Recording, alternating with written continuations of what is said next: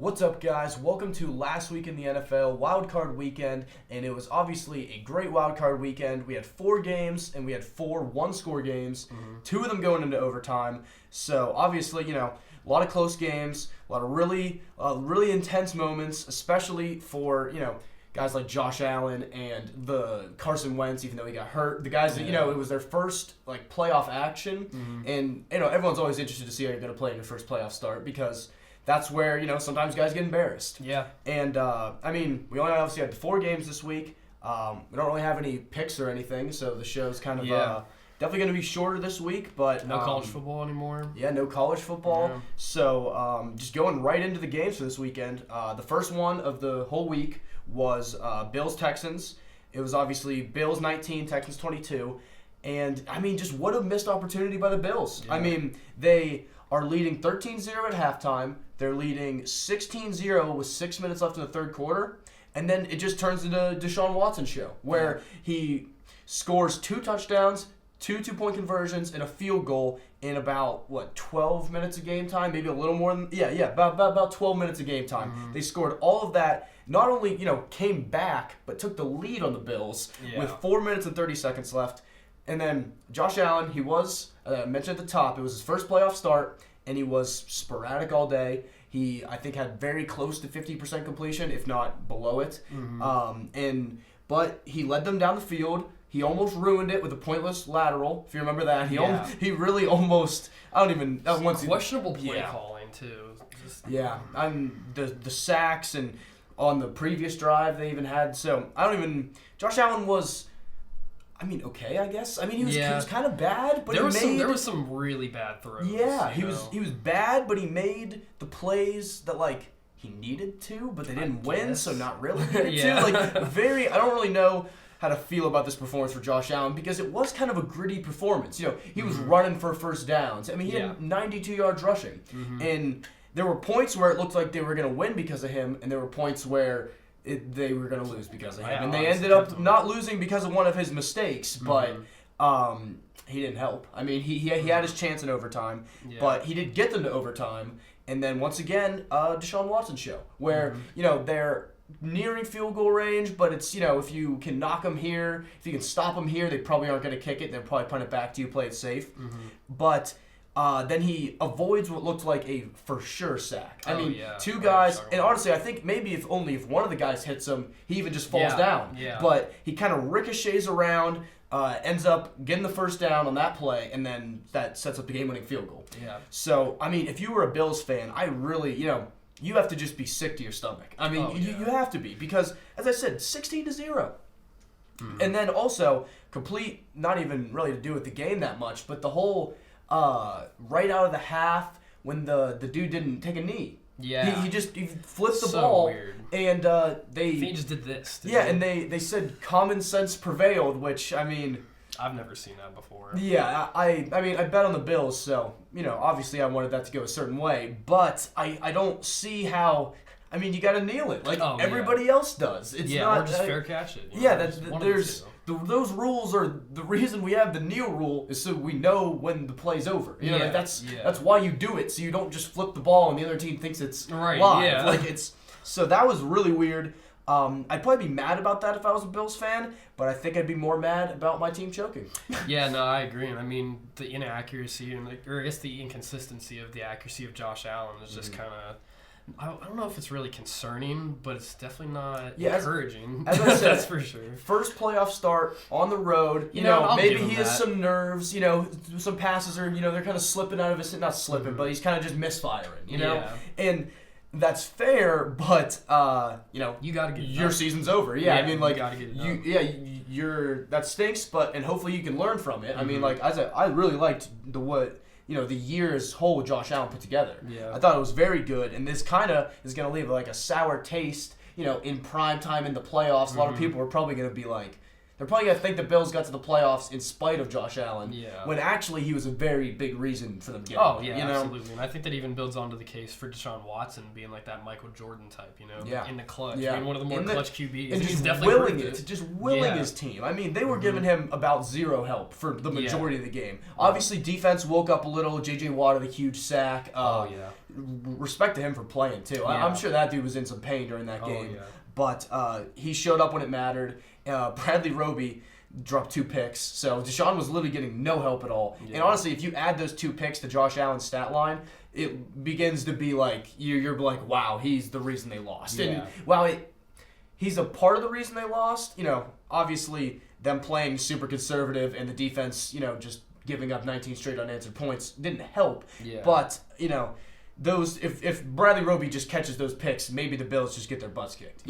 So Josh Allen, I liked his first year, but it was a bad end of the year. And honestly, Deshaun Watson it's almost like he's like the legend of him grows every day. Where he was the 3rd quarterback taken in this class, and he's just kind of turning into this superstar. Mm-hmm. And I'm excited to see them next week when they play. Yeah, for sure. Because that's gonna be it's, as I said, that's one of the guys who's taking over him. It's Mahomes versus Watson. Yep. Mr. Trubisky's watching at home. Mm-hmm.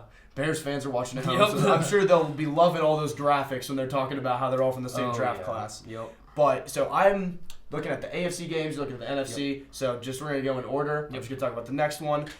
We got Titans and Patriots. This is obviously the Saturday night game. Titans 20, Patriots 13.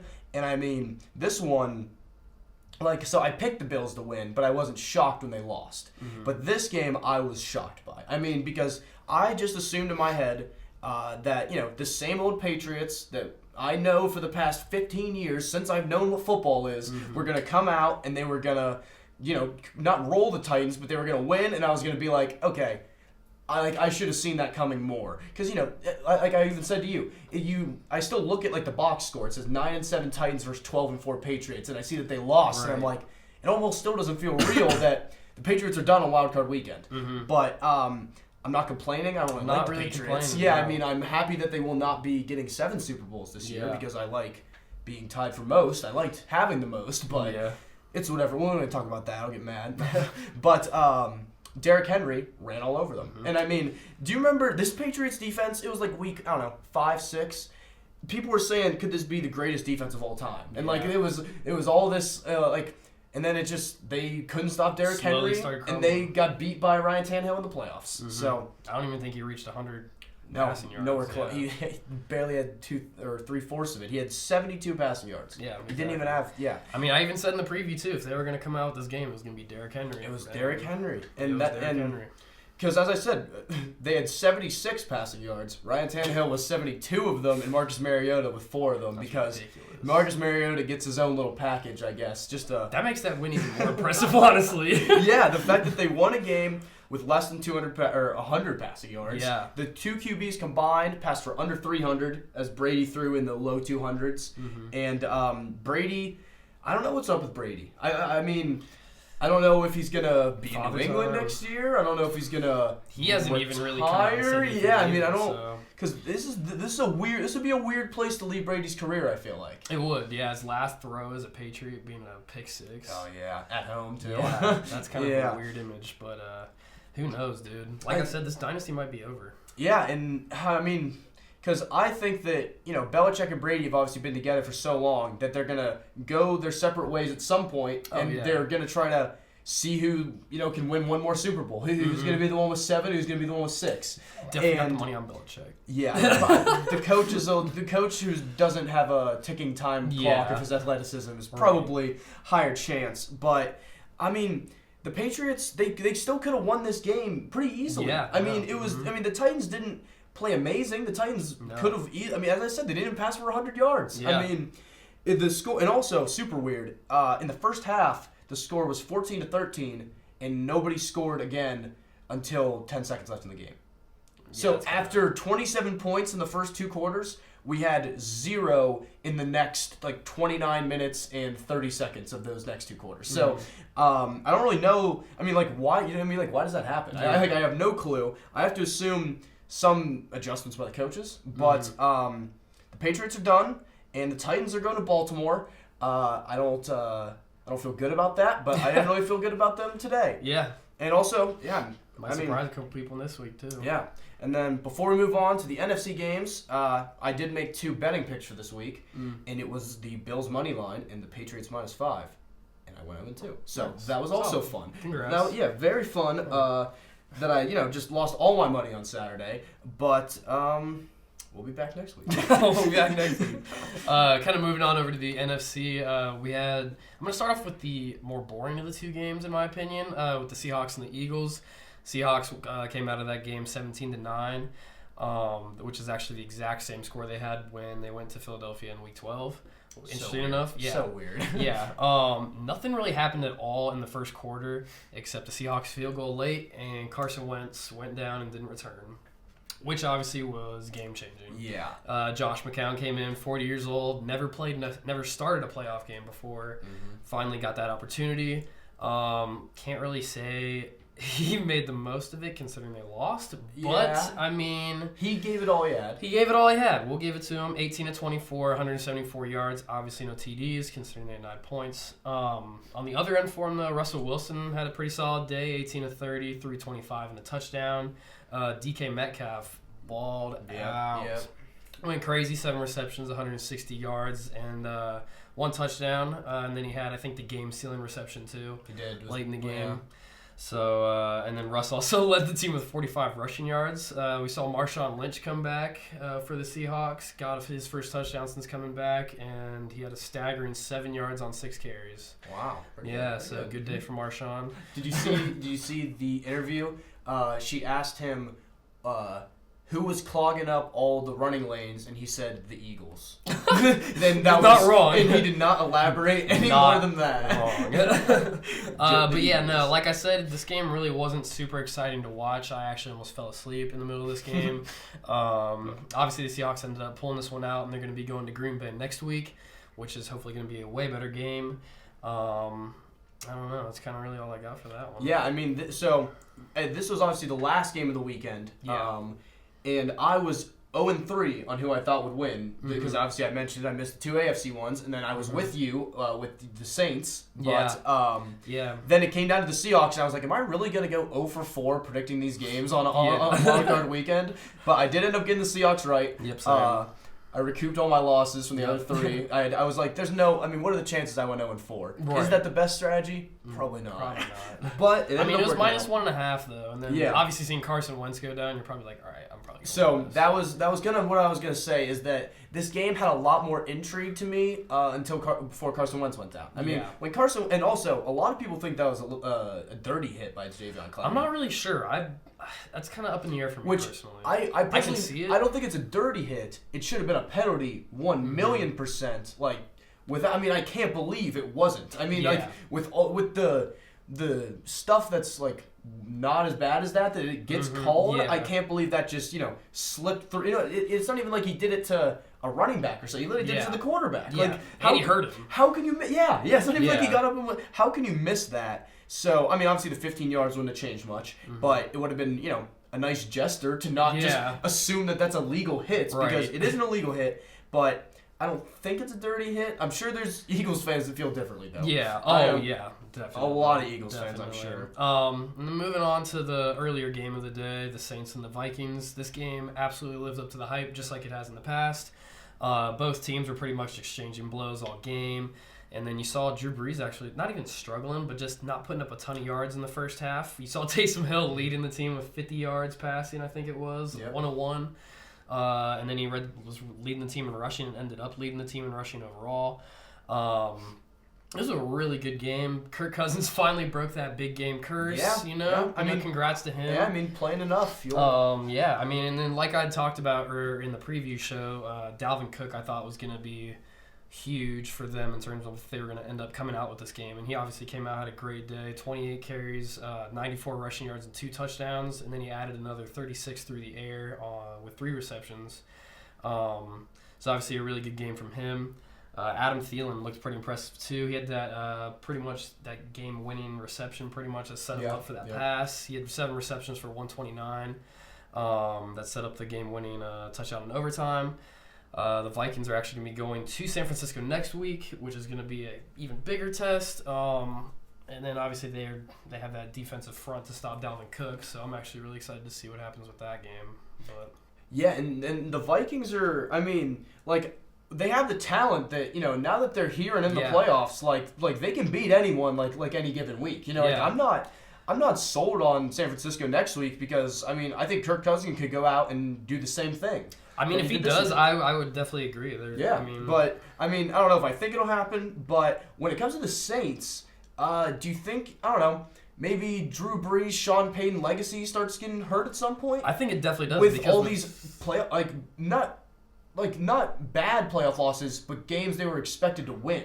Oh, yeah. And I mean, you know, Saints fans are going to be like, oh, Kyle Rudolph pushed off, you know. And, you know, maybe he did, who knows, but the refs didn't call anything, so it's game over, and they once again leave sad. Yeah, so, and I mean, that's the third straight year of, like, heartbreak, pretty much. Yeah. I mean, we have Minneapolis Miracle, which is... I mean, that one's the worst. Yeah. I mean, I'm sorry. That one, how do you lose that? Yeah. That was like Case Keenum and stuff, too. Yeah, Marcus Williams. Yeah, that one's the worst. And then, obviously, we have the no PI that we literally have a new rule for now. Yep. So thanks to them for that. Yep. And now we have, Kyle Rudolph push off as 8-point favorites. But you guys are 8-point favorites. You shouldn't have been an OT with them. Should not have. Yeah, no. I was not expecting the game to go this way, obviously, at all. My Super Bowl pick and champion are now out. Officially done. Very sad. We'll try again next year, but I still have the Chiefs alive, so and hopefully I can get half the Super Bowl right. Yeah, so the Chiefs were my pick, and they obviously are still in, but I lost the team that I had playing them, the Eagles, this week. But, I knew from about week 5 that the Eagles weren't going to be in the Super Bowl. Yeah. I mean, I was just praying that they made the playoffs just so I didn't look like a complete idiot. Yeah. You know? But, I don't know. Drew Brees, what do you think's next for him? We were talking about Tom Brady. Yeah, no, kind of going back to that legacy thing, too. It's just like, obviously both of those two, Sean Payton and Drew Brees are all-time greats, in my opinion. Yeah. I don't think you'd have too many people arguing that. But, yeah, I mean, with the way that these last three playoff series have gone for them, you kind of start to wonder if their legacy starts to take a hit.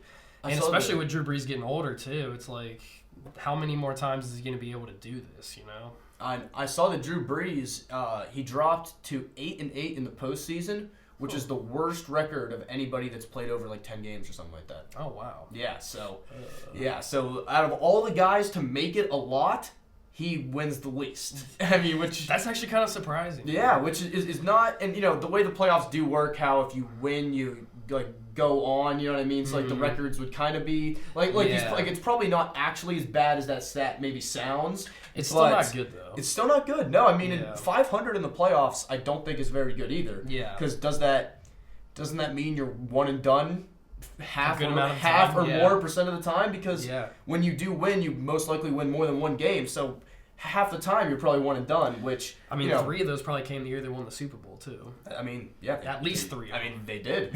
Yeah, they really had to. So, that's pretty weird. But as I said, Drew Brees, when we're kind of splitting hairs with Drew Brees, where he's an all-time GOAT, but it's just Tom Brady's ahead of him, and then you're trying to find what is better than Peyton Manning, he's better than Brett Favre. You're like, you really don't. That's kind of where this kind of stuff will hurt him. Obviously, Drew Brees is, Because, I mean, statistically, Drew Brees, he's a GOAT. Statistically, he's a GOAT. And he's 40. These last 3 years have been his ages 38 to 41 or whatever. So it's not like this is his prime. But, just something to think about. Yeah.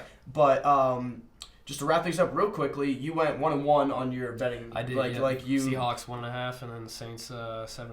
Obviously, that didn't happen. Yeah. So I mean, as I said, I thought I went 1-3 this week on my wildcard predictions. So didn't do super good. Hopefully, we'll do better for divisional weekend. Yeah, I'm playing on it. I'm scared because I like all the favorites, and I think that I actually do have one underdog. There's definitely going to be at least one upset. I can't decide who it's going to be though. I have a pretty good idea, but we're gonna save it for Thursday. So so tune in for that. I'm sure you're all very eagerly awaiting. But all right, with that is gonna be it. As I said, we will see you guys on Thursday with our preview. We'll get to look at our predictions of what we made at the beginning of the year, how wrong they were. That will be fun. But we'll see you guys then. Yep. See you.